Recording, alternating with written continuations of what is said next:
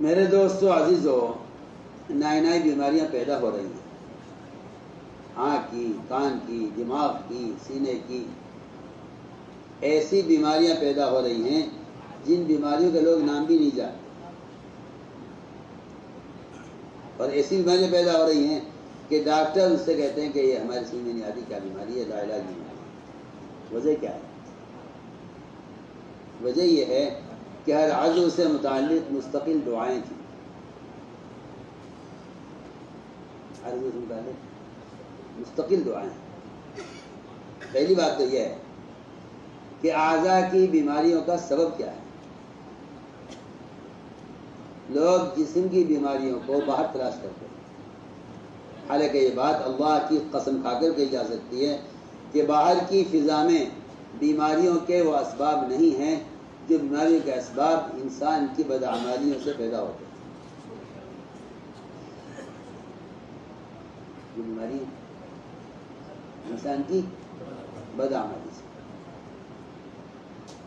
لوگ باہر کے اسباب میں بیماریوں کے پیدا ہونے کی وجہ تلاش کرتے ہیں،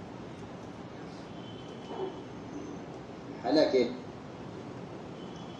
وَفِي أَنفُسِكُمْ أَفَلَا تُبْصِرُونَ کا مطلب یہ ہے کہ تمہارے بدن میں جو بھی تغیر ہوگا اس تغیر کا سبب تمہارے بدن کا غلط استعمال ہوگا۔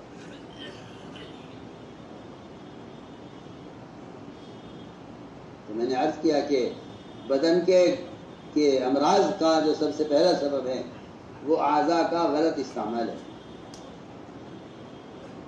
اعضاء کا غلط استعمال۔ جو عضو غلط استعمال ہوگا وہ بیمار ہو جائے گا۔ کیوں؟ وجہ اس کی یہ ہے کہ اعضاء عبادت کے لیے بنائے گئے ہیں، جب یہ عبادت کے خلاف استعمال ہوں گے تو بیمار ہوں گے۔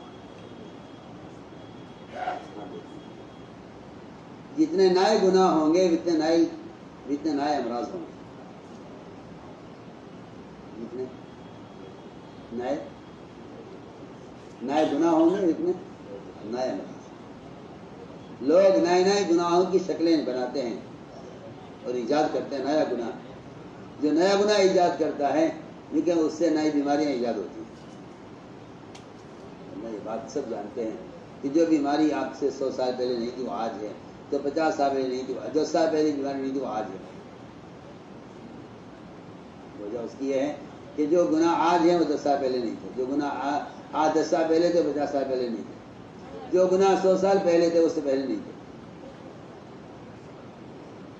گناہ بڑھتے جا رہے ہیں اور امراض باقی جا رہے ہیں۔ تو میں نے عرض کیا کہ سب سے پہلے کسی بھی عضو کی بیماری کا اصل سبب اس عضو کا حکم کے خلاف استعمال ہونا ہے۔ معاشرے کی بیماریاں، معاشرے کی خرابیاں ایڈز کی بیماری پیدا کرتی ہیں۔ کہ اگر شرمگاہ کا استعمال غلط ہوگا تو یہ لاعلاج بیماری پیدا ہوگی۔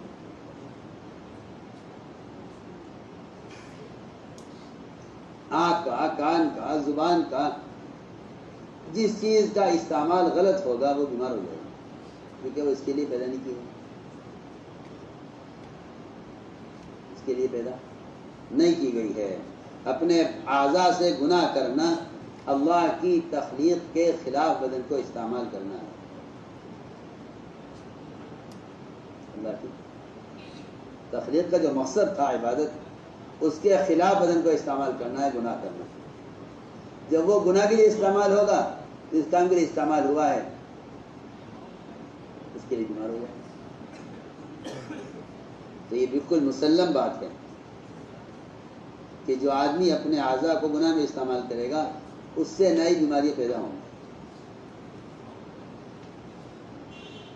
تو میں نے عرض کیا کہ اس کا علاج کیا ہے۔ اس کا علاج یہ ہے کہ یہ اعضاء کو گناہوں سے بچایا جائے اور مسنون دعاؤں میں جو اعضاء کے لیے مستقل دعائیں ہیں ان دعاؤں کا اہتمام کیا جائے۔ آپ پڑھیے مسنون دعائیں تو آپ کو ہر عضو کے لیے الگ دعا ملے گی، ہر عضو کے لیے الگ دعا ملے گی۔ آپ غور کریں، سب سے زیادہ مسنون دعائیں قلب کے لیے ہیں، اس کے لیے، دل کے لیے سب سے زیادہ۔ دل کی بیماریاں دو قسم کی ہیں، ایک دل کی جسمانی بیماری ہے، ایک دل کی روحانی بیماری ہے۔ سارے اعضاء کا فساد دل کے فساد سے، اگر یہ بگڑے گا جسم کے اعتبار سے تو سارا جسم بگڑے گا، اگر دل بگڑے گا اپنی صفات کے اعتبار سے تو سارے اعضاء بگڑیں گے، سارے اعضاء بگڑیں گے۔ حدیث کا میں نے خلاصہ کیا ہے، اذا صلحت صلح الجسد۔ تو وہ دعائیں دیکھیے جن دعاؤں میں ہر عضو کے لیے مستقل دعا ہے۔ فرماتے ہیں عائشہ رضی اللہ تعالی عنہ کہ آپ صلی اللہ علیہ وسلم فرماتے تھے دعا میں اللہم عافنی فی جسدی، اللہم عافنی فی جسدی، اے اللہ میرے بدن کو ہر قسم کے امراض سے عافیت نصیب فرما، وعافنی فی بصری، اور اے اللہ میری نگاہ کو ہر طرح کی بیماری سے عافیت نصیب فرما، واجعلہ الوارث منی، اور اے اللہ ان اعضاء کو تو میری موت تک، میری زندگی میں میری موت تک ان کو باقی رکھ۔ لا الہ الا انت، آپ کے سوا کوئی بات کا لائق نہیں ہے، آپ حلیم ہیں اور کریم ہیں، آپ کی ذات پاک ہے، آپ عرش عظیم کے رب ہیں، تمام تعریفیں صلی اللہ کے لیے ہیں جو تمام جہانوں کا پالنہار ہے۔ ابن عباس رضی اللہ تعالیٰ عنہ کہ آپ صلی اللہ علیہ وسلم دعا فرمایا کرتے تھے رب اعینی ولا تعین علیہ، اے اللہ میری مدد کر، میرے خلاف میرے دشمن کی مدد نہ کر، میری نصرت کر، میرا تعاون کر، میرے خلاف میرے دشمن کی مدد نہ کر، میرے لیے تدبیر کر، میرے خلاف میرے دشمن کے لیے تدبیر نہ کر۔ اے اللہ تو مجھے ہدایت دے اور میرے لیے ہدایت کے راستے کو آسان کر دے، اور جو مجھ سے بغاوت کرے اے اللہ تو اسی طرح میری مدد کر۔ اے اللہ مجھے اپنا شکر کرنے والا اور اپنا ذکر کرنے والا اور اپنی ذات سے ڈرنے والا اور اپنی اطاعت کرنے والا اور تیرے اپنے حکموں پر لبیک کہنے والا اور تیری طرف متوجہ ہونے والا مجھے بنا دے۔ اے اللہ میری توبہ کو قبول کر لے اور میرے گناہوں کو بخش دے، میرے گناہوں کو مجھے گناہوں سے مجھے صاف کر دے۔ اے اللہ میری دعاؤں کو قبول کر لے، اور اے اللہ میری دلیل کو مضبوط کر دے، اے اللہ میرے دل کو ہدایت دے دے، اے اللہ میری زبان کو درست رکھ اور میرے دل کی سختی کو اور میرے دل کے کینہ اور کپٹ کو ختم کر دے۔ ایک روایت میں ہے کہ اکثر آپ کی دعا یہ ہوا کرتی تھی اے اللہ ہم سے سوال کرتے ہیں جو ان تمام اعمال کا جو تیری رحمت کو واجب کرنے والے ہیں، اور ہم سوال کرتے ہیں ان اعمال کا جو تیری مغفرت کو لازم کرنے والے ہیں، اور ہم سوال کرتے ہیں تجھ سے تمام گناہوں سے سلامتی کا اور حفاظت کا، اور ہم سوال کرتے ہیں تجھ سے تمام نیکیوں کی توفیق کا، اور سوال کرتے ہیں تجھ سے جنت سے کے داخلے کا اور جہنم سے نجات کا۔